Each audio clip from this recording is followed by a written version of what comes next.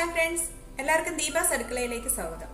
ഞാനിന്ന് തയ്യാറാക്കാൻ പോകുന്നത് ദാലാണ്, പരിപ്പ് കറി. നമ്മൾ സാമ്പാർ പരിപ്പ് ഇല്ലേ, അത് വെച്ചിട്ടുള്ള പരിപ്പ് കറി. നോർത്ത് ഇന്ത്യൻ ഡിഷാണ്. ചോറിന്റെ കൂടെയും ചപ്പാത്തിയുടെ കൂടെയെല്ലാം കഴിക്കാൻ പറ്റുന്ന വളരെ ടേസ്റ്റി ആയിട്ടുള്ള, വളരെ ഈസി ആയിട്ട് തയ്യാറാക്കാൻ പറ്റുന്ന ഒരു കറിയാണ്. അപ്പൊ നമുക്ക് പരിപ്പ് കറി എങ്ങനെ തയ്യാറാക്കാമെന്ന് നോക്കാം. ഞാൻ അപ്ലോഡ് ചെയ്യുന്ന വീഡിയോയുടെ നോട്ടിഫിക്കേഷൻ ലഭിക്കാനായി സബ്സ്ക്രൈബ് ചെയ്ത് ബെല്ലൈക്കൺ പ്രസ് ചെയ്യുക.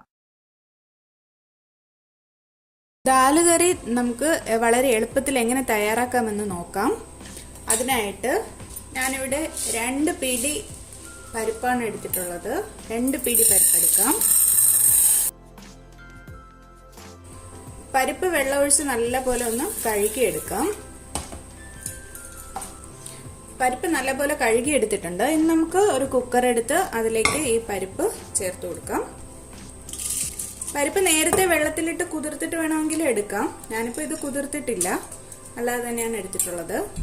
ഇനി നമുക്ക് ഇതിലേക്ക് ഒരു തക്കാളി അരിഞ്ഞ് ചേർത്ത് കൊടുക്കാം. തക്കാളി ഞാനിവിടെ 1 ചേർത്തത്. നമുക്ക് നമ്മുടെ പുളിപ്പിനനുസരിച്ച്, നമ്മൾ പുളിപ്പിന് ഇതിനകത്ത് വേറെ ഒന്നും ആഡ് ചെയ്യുന്നില്ല, അതുകൊണ്ട് പുളിപ്പിനനുസരിച്ച് നമുക്ക് തക്കാളി ചേർത്ത് കൊടുക്കാം.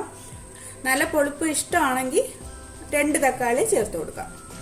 ഞാനിവിടെ 1 തക്കാളിയെ ചേർക്കുന്നുള്ളൂ. ഇനി നമുക്ക് വേണ്ടത് വെളുത്തുള്ളിയാണ്.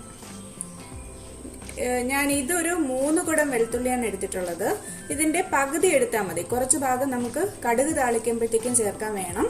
അപ്പൊ അതുകൊണ്ട് അതിന്റെ പകുതി. നമുക്ക് ദാലിന് എപ്പോഴും വെളുത്തുള്ളി കൂടുതൽ ഇടുന്നത് നല്ലതാണ്. വെളുത്തുള്ളി എല്ലാം ചേർത്ത് കൊടുത്തിട്ടുണ്ട്. ഇനി നമുക്ക് വേണ്ടത് പച്ചമുളകാണ്. 6 പച്ചമുളകാണ് എടുത്തിട്ടുള്ളത്. എരിവ് നമുക്ക് വേറെ മുളക് പൊടിയോ വേറെ ഒന്നും നമ്മൾ ഇതിൽ യൂസ് ചെയ്യുന്നില്ല. പച്ചമുളകാണ് അതിന്റെ എരിവ്. അതുകൊണ്ട് പച്ചമുളക് ഇത്തിരി കൂടുതൽ എടുക്കുന്നതാണ് അതിന്റെ ഒരു ടേസ്റ്റ്. ഞാൻ ഇതിനെ നമുക്ക് കട്ട് ചെയ്ത് ഇതിനകത്തോട്ട് ചേർത്ത് കൊടുക്കാം. പച്ചമുളകും ചേർത്തിട്ടുണ്ട്. ഇനി വേണ്ടത് മഞ്ഞൾപ്പൊടിയാണ്. 1 ടീസ്പൂൺ മഞ്ഞൾപ്പൊടി ഞാൻ ചേർക്കുന്നുണ്ട്. പിന്നെ വേണ്ടത് ഉപ്പാണ്. ഉപ്പ് 1 ടീസ്പൂണ് ആഡ് ചെയ്യുന്നുണ്ട്. നമുക്ക് ഉപ്പ് പിന്നീട് കടുക് താളിക്കുന്ന സമയത്ത് ഉപ്പ് കുറവാണെങ്കിൽ പിന്നെ ചേർത്ത് കൊടുക്കാം. ഇനി നമുക്ക് ഈ പരിപ്പ് വേവുന്നതിന് ആവശ്യമായിട്ടുള്ള വെള്ളം ഒഴിച്ചു കൊടുക്കാം. ഞാനിവിടെ 1 കപ്പ് വെള്ളം ഒഴിച്ചു കൊടുക്കുകയാണ്. പരിപ്പിനെക്കാളും മുകളിൽ നിൽക്കണം വെള്ളം. 1 ഗ്ലാസ് വെള്ളം ഒഴിച്ചിട്ടുണ്ട്. ഇനി അടച്ചു വെച്ച് വിസിലിട്ട് കൊടുക്കാം. കുക്കർ അടുപ്പിലേക്ക് വെച്ചു. നമുക്ക് സ്റ്റൗ എത്തിച്ചു കൊടുക്കാം. ഇനി ഇതൊരു 3-4 വിസിൽ കേൾക്കുന്നത് വരെ വേവിച്ചെടുക്കണം. 4 വിസിൽ കേട്ടിട്ടുണ്ട്. ഇനി നമുക്ക് സ്റ്റൗ ഓഫ് ചെയ്തിടാം. കുക്കറിന്റെ ആവിയെല്ലാം പോയിട്ടുണ്ട്. നമുക്കിനി ഓപ്പൺ ചെയ്ത് നോക്കാം. പരിപ്പ് എല്ലാം നല്ലപോലെ വെന്തിട്ടുണ്ട്. നമുക്കിതൊന്ന് ഉടച്ചെടുക്കാം. ഒരുപാട് ഉടയ്ക്കണ്ട, ഒരു ജസ്റ്റ് ഒന്ന് മിക്സ് ചെയ്തെടുത്താൽ മതി. ഇനി നമുക്ക് കടുക് താളിക്കാം. അതിനായിട്ട് ഇത് പാൻ അടുപ്പിലേക്ക് വെക്കാം. പാൻ ചൂടാവുന്ന സമയത്ത് ഈ വെളുത്തുള്ളി നമുക്കൊന്ന് ചതച്ചെടുത്തിട്ട് വരാം. വെളുത്തുള്ളി എല്ലാം ചതച്ചെടുത്തിട്ടുണ്ട്. പാൻ നല്ലപോലെ ചൂടായിട്ടുണ്ട്. നമുക്കിനി വെളിച്ചെണ്ണ ഒഴിച്ചു കൊടുക്കാം. ഏത് എണ്ണ വേണമെങ്കിലും യൂസ് ചെയ്യാം. ഞാനിവിടെ വെളിച്ചെണ്ണ യൂസ് ചെയ്യുന്നതേ ഉള്ളൂ. 2 ടേബിൾ സ്പൂൺ വെളിച്ചെണ്ണ ഒഴിച്ചിട്ടുണ്ട്. നല്ലപോലെ ചൂടായിട്ടുണ്ട്. നമുക്ക് കടുക് ചേർത്ത് കൊടുക്കാം. 1 ടീസ്പൂൺ കടുക് ഞാൻ ചേർക്കുന്നുണ്ട്. കടുക് പൊട്ടാനായിട്ട് വെയിറ്റ് ചെയ്യാം. കടുകെല്ലാം പൊട്ടിയിട്ടുണ്ട്. ഇനി വറ്റൽ മുളക് ചേർത്ത് കൊടുക്കാം. ഞാൻ 3 വറ്റൽ മുളക് 2ആയിട്ട് കട്ട് ചെയ്തെടുത്തതാണ്.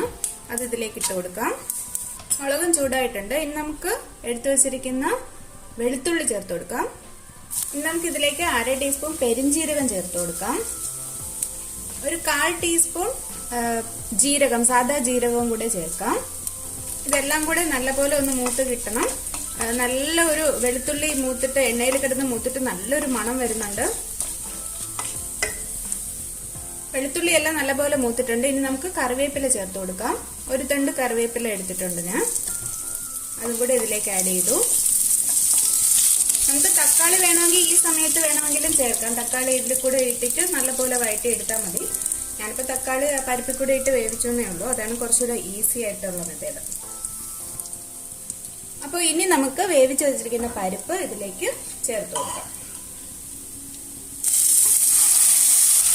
നല്ല കട്ടിയായിട്ട് ഇരിക്കുന്ന, വെള്ളം ഒട്ടുമില്ല. അതുകൊണ്ട് ഞാനിവിടെ 1 ഗ്ലാസ് വെള്ളം കൂടെ ചേർക്കാം. നമുക്ക് നല്ല കട്ടിയായിട്ട് ഇരിക്കുന്ന, ഒട്ടും വെള്ളമില്ല. അതുകൊണ്ട് ഞാനിവിടെ 1 ഗ്ലാസ് വെള്ളം കൂടെ എടുത്തിട്ടുണ്ട്.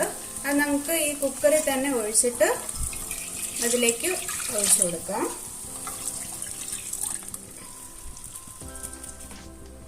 ഇനി തീ കൂട്ടി വെച്ചു കൊടുക്കാം.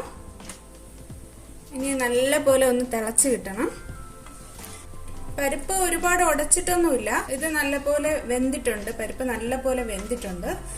പരിപ്പ് നല്ല വേവണം. വേവിച്ച് നല്ല ഉടക്കേണ്ട ആവശ്യമില്ല. അത് ഇങ്ങനെ എടുക്കുമ്പോൾ കുറച്ച് പരിപ്പ് ഇങ്ങനെ കാണണം. അതാണ് അതിന്റെ ഒരു ചോറിലൊക്കെ ഒഴിക്കുമ്പോഴത്തേക്കും പരിപ്പും കൂടെ ഇങ്ങനെ കിടക്കണം, നല്ല വെന്തുടഞ്ഞിട്ട്. ഈ സമയത്ത് ഉപ്പും എല്ലാം പാകം ആണോ നോക്കാം. ഉപ്പ് എരിവ് എല്ലാം പാകമാണ്, നല്ല ടേസ്റ്റ് ആണ്. അപ്പൊ ഇതൊന്ന് തിളക്കട്ടെ. അപ്പൊ നമ്മുടെ ദാല് നല്ല പോലെ തിളച്ചിട്ടുണ്ട്. ഇനി നമുക്ക് സ്റ്റൗ ഓഫ് ചെയ്യാം. വളരെ ഈസി അല്ലേ ഇത് ഉണ്ടാക്കാനായിട്ട്, ഒരു പാടുമില്ല. നമുക്ക് മടി പിടിച്ചൊക്കെ ഇരിക്കുന്ന ദിവസങ്ങളിൽ ഉണ്ടാക്കാൻ പറ്റിയ ഒരു കറിയാണ്.